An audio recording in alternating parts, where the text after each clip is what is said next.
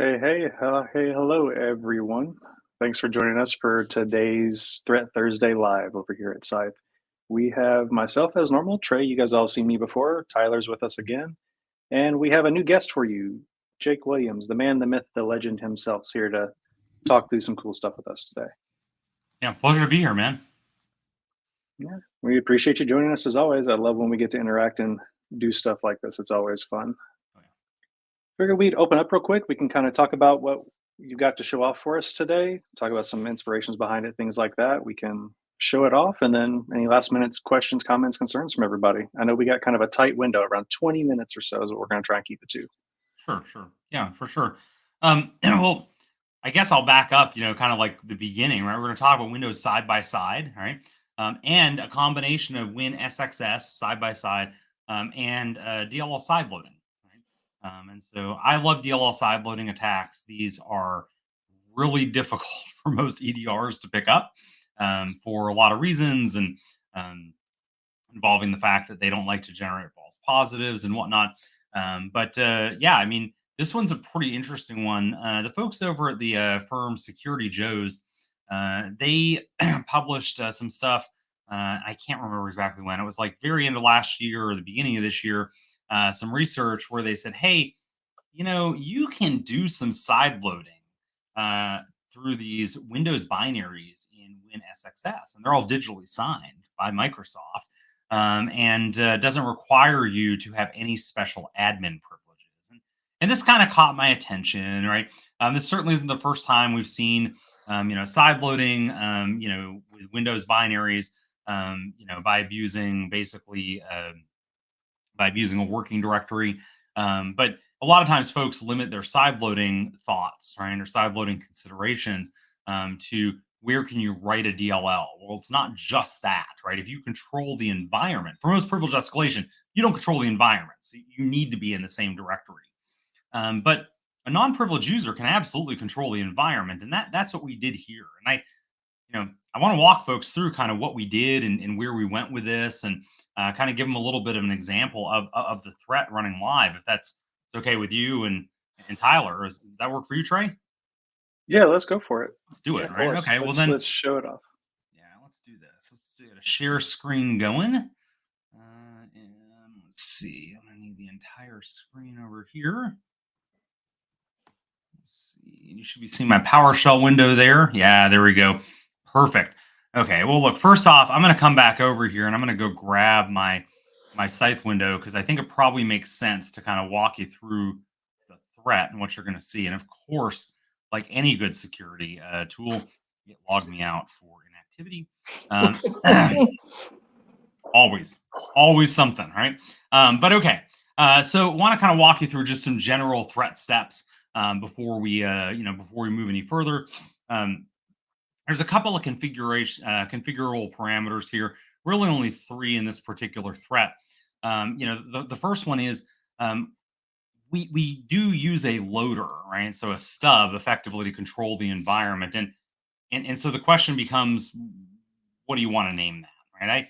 I name it excel.exe in the default threat. Additionally, we also have a question of where are we going to put the where ultimately are we going to put the loader at. If you're familiar with, if you've ever gone into the app data folder, then you may have seen, well, this, right? App data roaming. We got Microsoft and then Windows apps, and you've probably seen some weird patterns like this. And these are for those. I think we originally called them Metro apps. I think now we're calling them Windows apps, whatever. But these are the kind of things nobody touches. Now, what's really cool is Excel is not a Windows app, right? In the sense of having the nice tiles like New School Calculator, right? So it would never have a folder here. There's no chance we're going to overwrite that. But alas, this is where we drop our loader at, and this gives it a sense of authenticity, right? So we're kind of hiding in the noise. Really, the only other configurable parameter I have here is how long do you want to sleep for, right, during the threat. Some of the most valuable detection engineering you do is during the threat, and while the threat's actually executing. And so I always try to program some amount of sleep seconds in here. And so I actually do this because it makes it easier to go configure a delay. And down here we can see then sleeping for basically however long those sleep seconds are. Of course, you don't want to do any detection engineering on that PowerShell, but alas, on that particular PowerShell, the rest of it totally. Otherwise, just walking through here very quickly, I'll note the first thing we're doing here is looking in that Windows side by side directory. And I'm looking for this nisserv.exe. It's a network inspection service. Totally ironic here that we are backdooring a Defender component, right? You gotta, I don't know, you gotta feel good about that at the end of the day, right? Or at least see the irony of it. And so we're looking for that directory, and that's not going to be the same on different versions of Windows. Hence, why I need to go search for it programmatically. And so then from there, literally, we're creating those, basically creating those directories, and going and running the, ultimately going and dropping the excel.exe to disk and going and running that, basically running that thread, or sorry, executing the threat. And so, okay, ultimately, we're going to set some persistence here, and again, that's going to be with the setting the persistence is going to be with that loader stub. Its only job is to control the environment, so that we load from the appropriate directory. And so that's going to be out of the Windows apps directory. That's ultimately where we put our basically our backdoor, right? Is that Windows apps np client.dll. What does it do though, right? Well, this is kind of a generic. What we saw again was really a generic technique, right? We had to throw some IOCs in there, right? So I'll scroll down a little bit here and note that we do some enumeration commands. You'll see this live in a second. So we do some basic enumeration commands. We decided to pull some interesting domains out of a recent malware sample, and it escapes me which exact malware sample it was at the moment. There are a dime a dozen, but ultimately grab some C2 domains out of a malware sample as well. When I do C2, I don't, or emulate C2. I'm making sure we get the network artifacts out there. We don't actually do anything with the responses. Right? So it's by design, very intentional. But that does allow you to get some network detection done. We also create a mutex. Now, this is something that we've done in several threats in the past. But in a lot of cases, folks don't actually do detection engineering around it. Mutexes are great for detection engineering. There's something that very high up on the pyramid of pain that I'm sure everybody watching here is familiar with. This should be flagged as malware immediately. And forgive me here, right? Like I didn't make this one up. Babuk ransomware, as it turns out, they made this up after this gentleman, Kwang Dong, had done a lot of research about Babuk and published it. Very much like you've, I'm sure, seen threat actors come after, Brian Krebs. They often come after malware reverse engineers that publish a lot there as well. So that mutex is also created. And again, this is one of those things that this is a couple years old. I did this by design, right? Because I hope you're seeing some detections around this, right? If you're not, right, this is a great time to, I don't know, talk to your EDR vendor, or maybe, right, write some of those detections yourself. How can you see mutexes, right? So all that said, all right, let's go actually execute the threat. And I've got it loaded on the system here already. I'm going to go ahead and I ran through it earlier. That's what you may have seen here a second ago. Let's see, of course, doesn't want to overlay again. There we go. Let's see. You may have seen a second ago, and this was, there you go, SSX demo. I clicked the wrong spot there, like a noob, right? And so again, this is my previous execution of it, but I want to show you what it looks like running live with live telemetry running on the system. So we're talking about that. Let's go ahead and fire that up. We got Wireshark running here. I'm just going to go ahead and restart, basically restart that capture. We're going to make sure that Procmon is running. I should note here that Procmon is configured only, I'll just show you the filters. It's configured only to capture, process, start, and create. Right? And that's it. Right. So if that sounds redundant, you'll see in a minute, it's because each one gives you different information. And so definitely helpful to get both. And then we also have process hacker running, so that we can go and inspect ultimately inspect processes. And so all that, with all that out of the way, we're going to go ahead and run that one.exe, which is my Scythe, basically my Scythe implant. Um, while we're here, I guess we could quickly take a look here and note the difference between my process create, right? You see the information you have there, right? But I do get full command line versus process start, where I'm getting additional information here with the, basically the environment variables, right? The reason I do both of these is, capture both is you may be familiar with process hollowing. In process hollowing, there's a time difference between, significant in some cases, time difference between creation and starting of the process, right? And so if that's happening, I want to be able to see that, right? Now, the Google update running in the background, that's not us, right? This is us, right? So the PowerShell here kicking off again, that is almost certainly us. Yeah, here we're looking for the Windows side by side, right? And identifying that. Let's pull my Scythe window back over and see if we can see that. Let's see, Dark Visio in. Okay, and so we did find NIS serve, and we found a directory where NIS serve lives, right? Now let's see here. Okay, so here we're doing some, again, finding our, basically what's that environment variable, right, for app data local. Again, none of the really cool stuff is happening yet, but it will, right? All Okay, good things take time, right? it does, it does. The really cool stuff that's happening here, now the setx, right? Here we are actually creating an environment variable. Now remember, I'm running as an unprivileged user, right? And so here I'm setting the SXS path. And again, this is a completely made up but plausibly sounding environment variable. And I'm actually setting that here, for, again, persistence, right? So that I'm controlling the environment. Now, my initial launch of the malware, that's going to be this guy. You can see here we're setting the path explicitly, and then launching Excel. So I'm going to go over here now. We're going to go find Excel, right? We're going to go find Excel in our process list. It's not there, right? It's because it's a loader stub. It kicks off NIS serve, right?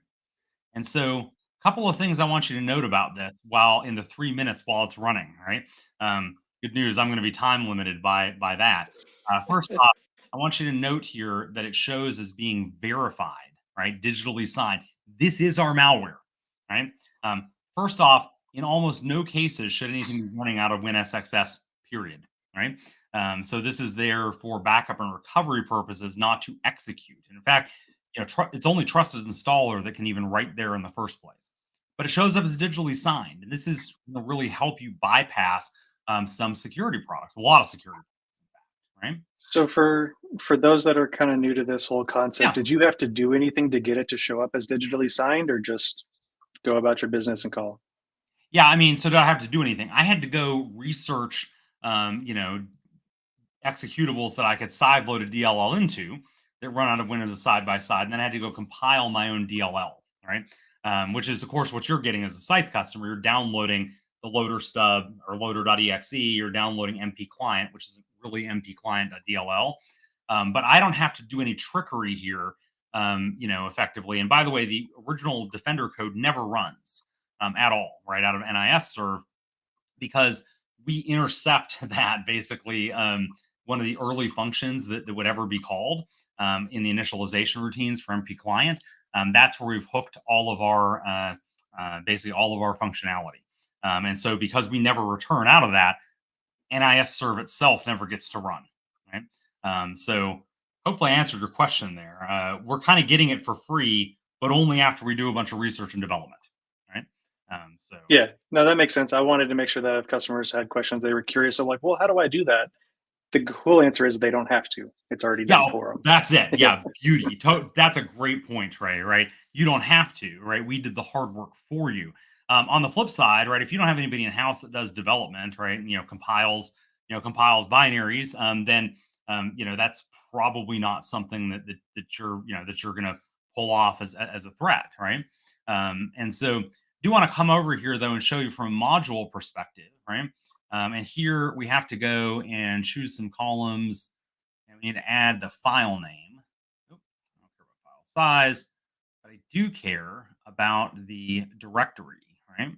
And so, in fact, you will see one of these things looks really out of place. My apologies for the font size because, you know, oh, there it's gone, right? Run out of So time. 3 minutes was not enough, right? But I have a plan, right? Haskell/im. Oh, 1.exe/f. This is a cool little segue too while he's going about his business, everyone. In the new platform, as you've seen the updates, if you're using SAS and this is a potential problem for you, you don't think you'll have enough time to do the whole purple process, you can pause and play your steps now within a campaign. So you're not limited any longer by that time frame. You could pause it indefinitely until you're ready to move forward. And I love that, by the way. Like, here I'm kind of hacking it a little bit, right? Where I'm like, 3 minutes will be enough. No, it wasn't, right? But famous last words, right? But we'll wait for NIS serve to show back up here. And in the meantime, while we're doing that, right, I'm going to pop over here to our process. Sorry, not Procmon. So you can pop over here to our Wireshark, right? And earlier I had shown you some of our command and control domains.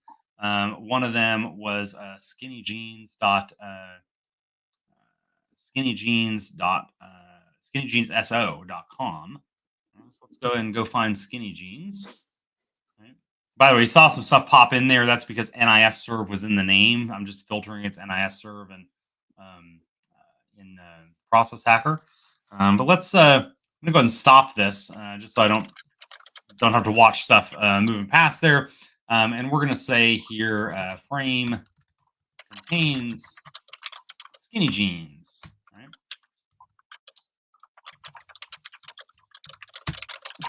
And so here you can see, indeed, we did make DNS requests, right, to Skinny Jeans. Here's another one with SNI right in the field here. And so now I've got an IP address pretty trivially, or I could look at the response, right, and see what it resolved to. And then I can come back and say, okay, I see that's 104 dot whatever.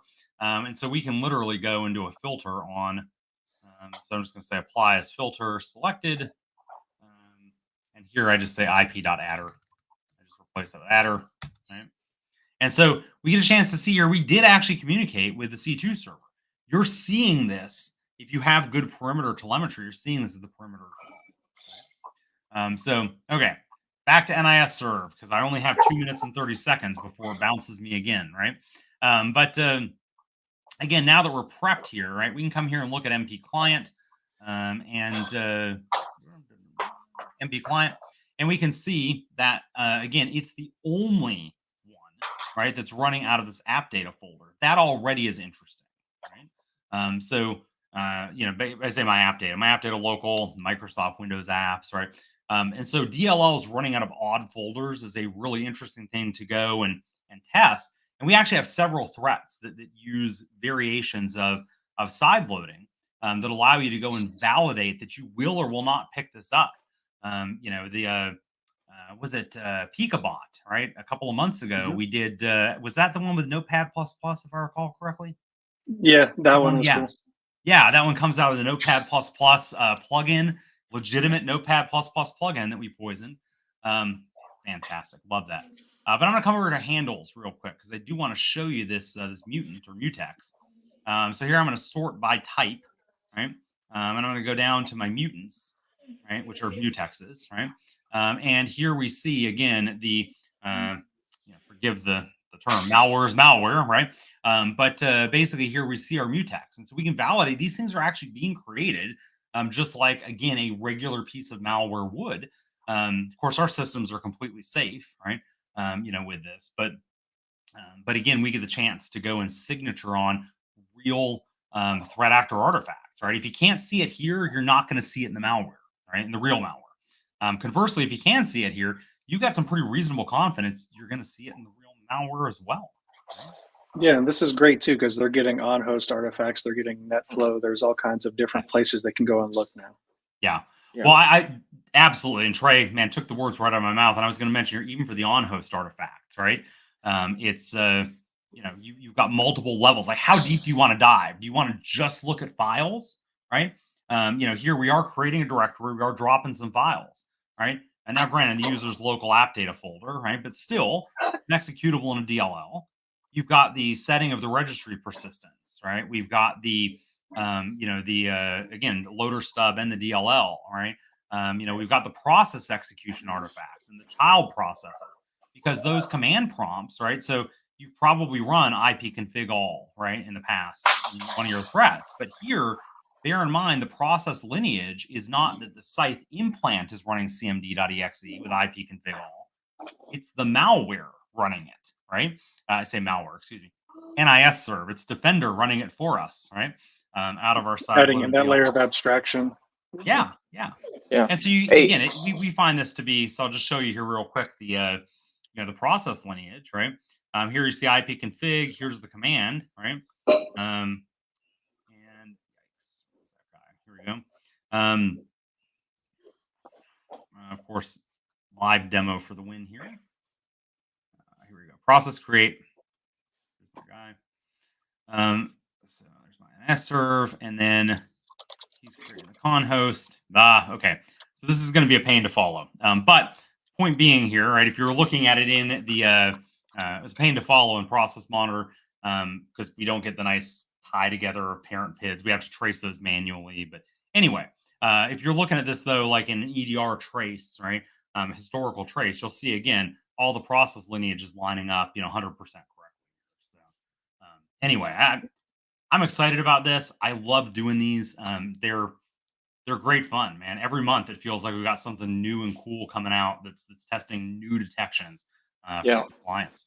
For sure. Yeah, Before we lose you here in a second, I wanted to show. So we kind of saw with yours looking at Procmon and the sys internal suite. It's like you got to be on the host. You got to be there while the malware is happening, because if you miss that 3-minute window or whatever window, whatever time window it is, it doesn't matter. If you miss that, you see like it isn't there. Some of the artifacts, they could be deleted afterwards. So what I did, I'm more of a SIEM guy than a Procmon guy. Fair. So in here, so it's like if you're looking at this from a SIEM perspective, if you're looking at it maybe across a whole enterprise, I pulled out some detections here that kind of mimic what you were showing in Procmon, but across an entire enterprise. So we could see here that looking at it by parent image, we can pull that NIS server out and see those discovery commands that you identified being run.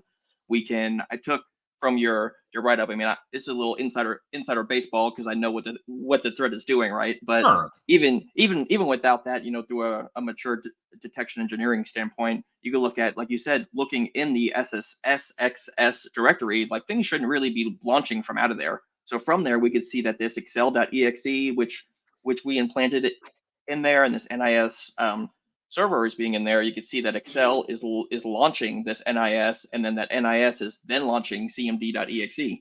Of course, these searches aren't foolproof. They're not without their false positives. Sure. Have in there, and we have again how you had shown in Wireshark the DNS queries to show the C2. So in this one, I like to look at just what images are doing DNS queries, or just reaching out to the internet in general. I think is useful because you can whitelist what's really common in your environment, and things like this should really stand out. So in this, I did specify that the image is NIS server, and you can see all 3 of those C2 domains that you embedded in the executable in there. And then we have the run key here.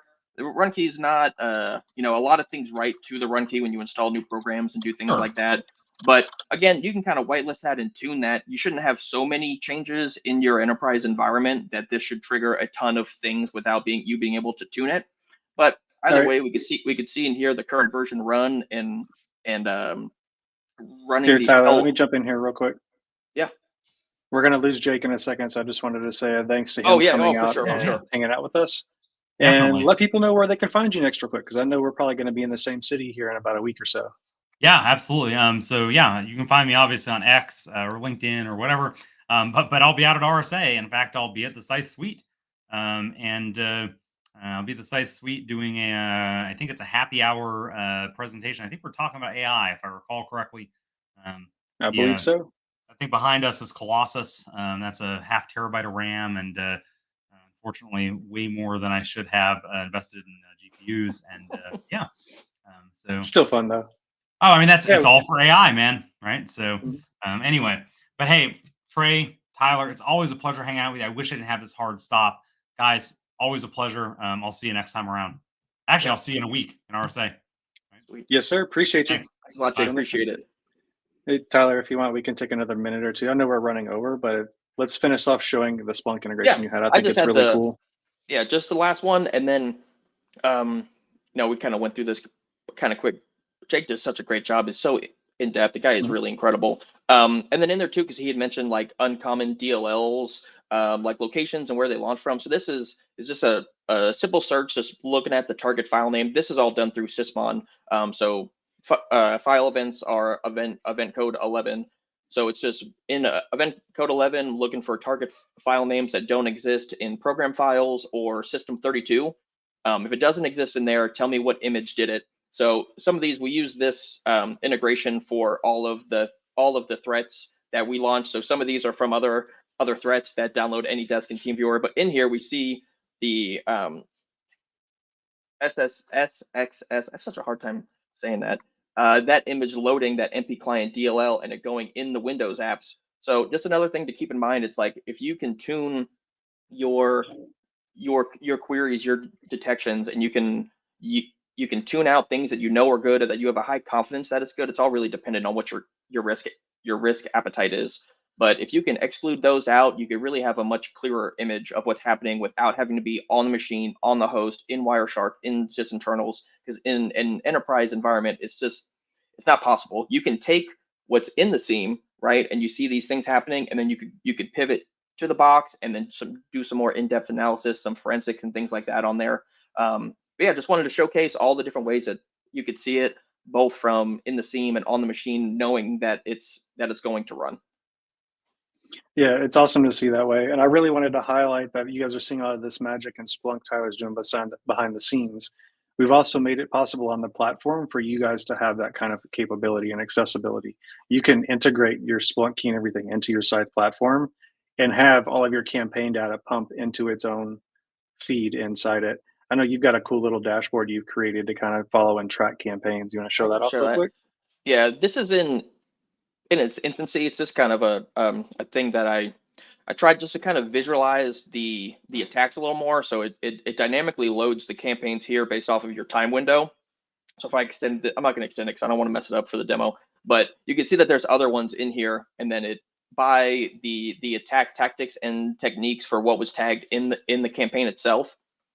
It'll load some images for you, and then here we get a step-by-step of the campaign, and if it was successful or if any steps failed. All the steps were successful in this, but you can go through to see what the Scythe client is doing, what the implant is doing, and then what the response is, so we can see it echoing local app data. This is what local app data is. So it's just another way to view it, and it makes it a little easier to track. We're working on some more integrations to really kind of pivot directly from this data we're ingesting from Scythe to pivot into what it looks like in the seam in Sysmon or in whatever it is. So that'll be coming, but it's just really neat to be able to see it that way. Like I said, I'm a seam guy. I'm a Splunk fan. That's fanatic, some would say. So anytime we can use a seam to showcase data in a more friendly way, I'm always on board for it. Yeah, same. It's really cool to see. Well, for everybody that's been hanging out and watching, I know we're a little over our time window. We were trying to keep it under 20 minutes for you guys doing this on lunch, but it's just a ton of cool stuff to show. And watching Jake do his thing is always fun too. Yeah, he's so cool. We are going to continue doing these, so you'll catch us again next month doing another Threat Thursday live. We'll put out some stuff on socials here soon so you know what we've got coming up. In the meantime, you can catch us at RSA. We'll be there, lots of stuff happening. And then we have a Power to the Purple workshop happening on the 15th from 1 to 4 p.m. Tyler and I are revamping this workshop, putting a bunch of new cool stuff into it so you guys can really get a chance to get hands-on and experience this if you haven't ever done a Purple Team exercise before. And I think with that, that's really all we had for today, everybody. I think you can take us out, Naki. Yeah, I think that's it. Thanks, everybody. See you Till next time. next time.